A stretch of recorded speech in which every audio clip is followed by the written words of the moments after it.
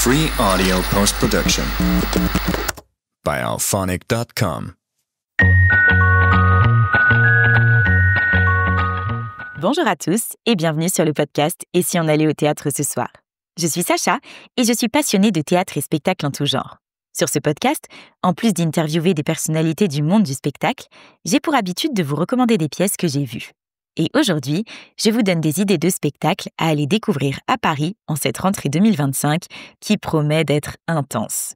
Pour démarrer l'année scolaire du bon pied, voici donc une sélection de spectacles que j'ai déjà vus et aimés bien sûr et que je vous recommande.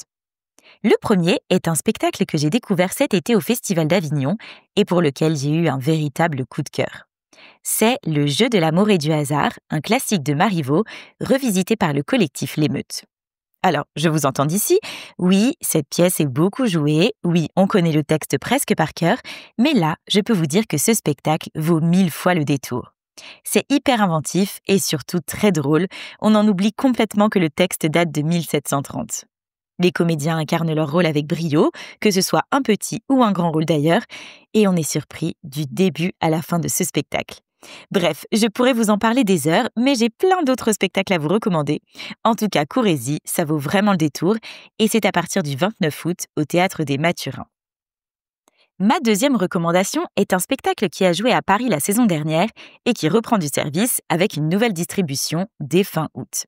Ça s'appelle Numéro 2 et c'est l'adaptation du roman de David Fonkinos qui raconte l'histoire du jeune garçon qui a passé le casting pour le film Harry Potter et a failli obtenir le rôle. Sauf que vous le savez, c'est finalement Daniel Radcliffe qui l'a eu, et vous l'aurez compris, c'est un spectacle sur l'échec qui est ultra bien fait. La mise en scène est rythmée, les comédiens sont excellents, l'histoire se suit avec facilité et avec beaucoup de plaisir surtout car elle mélange humour et émotion. Bref, pour moi, ce spectacle a tout. Et petit bonus, si vous êtes fan d'Harry Potter, le plateau regorge de clins d'œil au célèbre sorcier. Alors ne manquez pas ce spectacle qui a vraiment tout pour plaire et qui sera de nouveau au Théâtre Tristan Bernard à partir du 26 août. Ensuite, j'ai envie de vous parler d'une comédie romantique qui, comme le spectacle précédent, est de retour à Paris à la rentrée après avoir déjà fait une saison.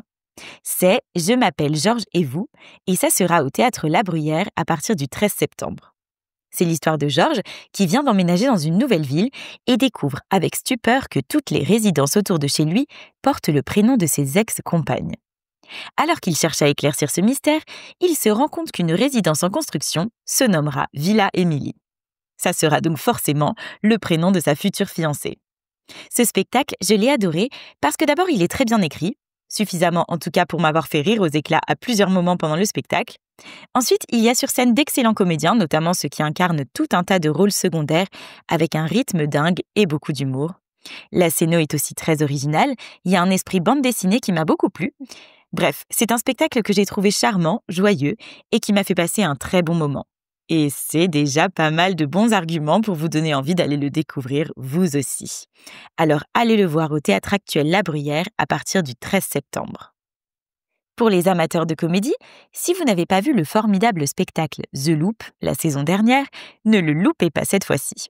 Dans cette pièce, l'histoire est très simple. C'est une journée comme une autre dans un commissariat de police. Sauf que nos protagonistes vont revivre la scène à plusieurs reprises, à un détail près. Et je peux vous dire que ça déménage. On enchaîne vanne sur vanne et surtout, l'humour monte crescendo dans ce spectacle où j'ai eu mal au ventre en sortant tellement j'ai ri. Les comédiens sont excellents, le rythme est dingue, bref, c'est à voir sans hésiter.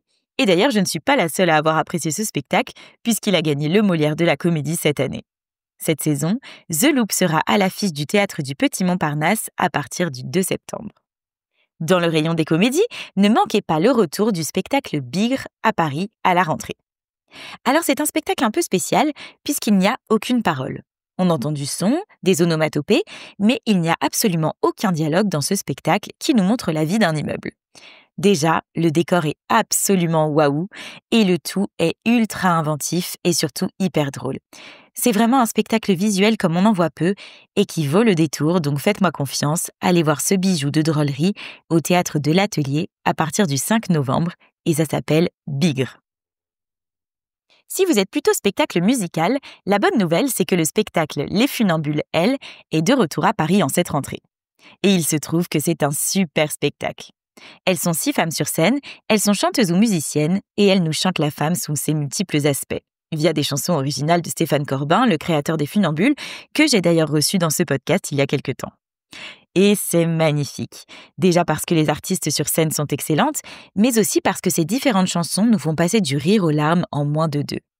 Ça a été une vraie découverte pour moi, ce spectacle, et j'espère que vous aurez l'occasion de le voir aussi, car ça en vaut vraiment la peine. C'est au Théâtre de la Gaîté-Montparnasse à partir du 15 octobre. Et si vous êtes plutôt seul en scène, il se trouve que j'en ai 3 à vous recommander en cette rentrée.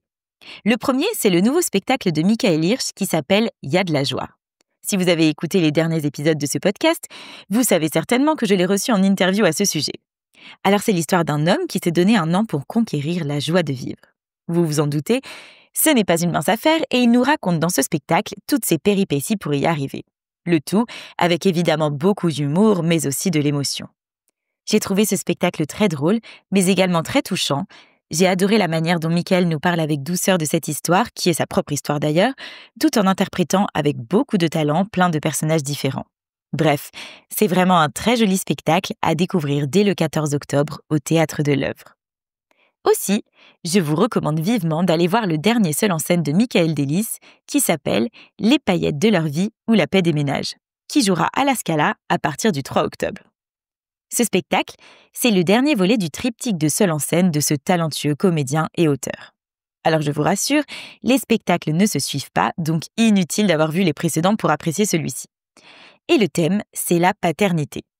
J'ai vraiment adoré ce spectacle parce qu'il s'en dégage plein de poésie, le texte est intelligent et fait naviguer le spectateur entre humour et émotion, et Michael Delis est absolument génial dans tous les rôles qu'il incarne. Et dans ce volet, la mise en scène est particulièrement réussie. Je ne vous raconte pas tout, mais vous verrez, il y a des moments visuels très beaux. Bref, allez-y. Et ma dernière recommandation pour la rentrée au rayon des seuls en scène est un spectacle qui s'appelle « Les frottements du cœur », écrit et interprété par Katia Gentil. Ce spectacle, c'est une vraie pépite dans laquelle elle raconte son long séjour au service réanimation d'un hôpital alors qu'elle a à peine 30 ans. Alors comme ça n'a pas l'air drôle du tout comme thème, et pourtant, la comédienne réussit à nous offrir un spectacle émouvant bien sûr, mais aussi très drôle. Moi, j'ai été happée du début à la fin par cette histoire, et je me suis beaucoup attachée à son personnage principal. Avec elle, j'ai vécu un véritable voyage, et j'ai adoré cette leçon de résilience particulièrement bien interprétée. Alors je vous invite vous aussi à embarquer pour ce magnifique moment de théâtre à partir du 8 septembre au Théâtre des Gémeaux parisiens. Et puis, à la rentrée, c'est aussi le retour de 2 spectacles que j'adore et dont je vous ai déjà beaucoup parlé. C'est le Cercle des poètes disparus, bien sûr, l'adaptation du célèbre film qui est de retour à partir du 10 septembre au Théâtre Libre. Mais aussi le formidable et moliérisé spectacle « C'est pas facile d'être heureux quand on va mal » qui est de retour au Théâtre Tristan Bernard à partir du 2 septembre. Si vous n'avez pas encore eu la chance de les voir, vite, c'est le moment. Voilà, je crois que maintenant vous avez pas mal d'idées de spectacles à voir dans les prochaines semaines. De mon côté, j'ai déjà un planning chargé de nouveaux spectacles à découvrir que je ne manquerai pas de vous chroniquer. Alors restez connectés au compte Instagram et Facebook de Et si on allait au théâtre ce soir pour voir mes nouvelles recommandations au fil des jours. Vous pouvez également retrouver tous les spectacles dont j'ai parlé dans cet épisode dans la rubrique Rentrée théâtrale du site où vous pourrez y découvrir leurs chroniques détaillées. J'alimenterai cette rubrique au fur et à mesure de mes découvertes. Voilà. Si cet épisode vous a plu, n'hésitez pas à mettre une note ou un commentaire sur ce podcast et à le partager autour de vous. Un grand merci pour votre écoute et je vous dis à très très vite pour un prochain épisode du podcast Et si on allait au théâtre ce soir. Et n'oubliez pas de mettre du théâtre dans votre vie parce que ça la rend plus jolie. Bye bye!